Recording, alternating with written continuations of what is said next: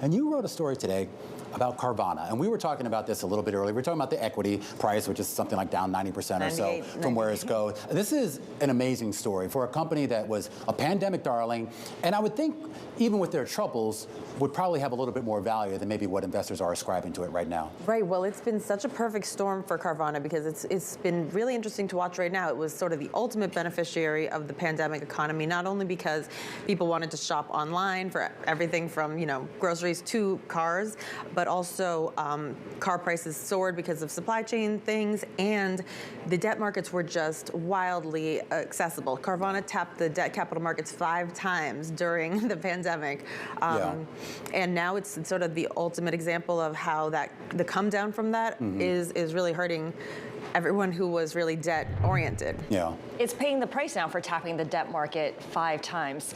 We talked about the stock price being a shadow of its former self. Bondholders have to make a decision here, don't they? Well, bondholders are very concerned because you'll see that the bonds are trading below 50 cents on the dollar, which is an even more drastic sign than the decline in the stock, I think. That price indicates that they believe Carvana will default on its debt, and I think it also reflects creditors' belief that Carvana's only remaining option is to borrow even more debt and have it be in front of them in line. What were they spending the money on? Was that just for expansion? I mean, did the money not go to a good place? Well, they were growing. They were doing a lot of marketing, which is always, you never know whether that was good or not. There were a lot of commercials on, I remember. Yeah. And, I think that they were pursuing a typical and risky tech company trajectory where you don't necessarily want to have a revenue, have positive profits every quarter. They burned, $2 billion in 2 quarters. Yeah. So it's a little much, but I think if things weren't timed this exact way, they might have been a little easier. Yeah, it was all about reinvesting in the business. So you mentioned that maybe Carvana might have to tap the debt markets again. Could there be a debt swap in the works?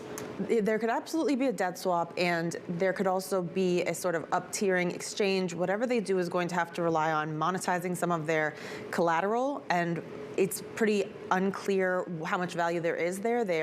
They cite $2 billion worth of unencumbered real estate, but of course, that's not being itemized for us, so we don't know whether that's true. They have some revolver capacity, but it's under these very specific ABS products. Yeah, well, I like this story here too because so many people talk about, Eliza, the fact that the credit markets overall are healthy, but there are a lot of individual stories out there that are going to prove maybe to be the downfall, if not for the company, certainly for some folks who took a bet on the debt and maybe even the equity. Bloomberg's Eliza Ronalds-Hannon there.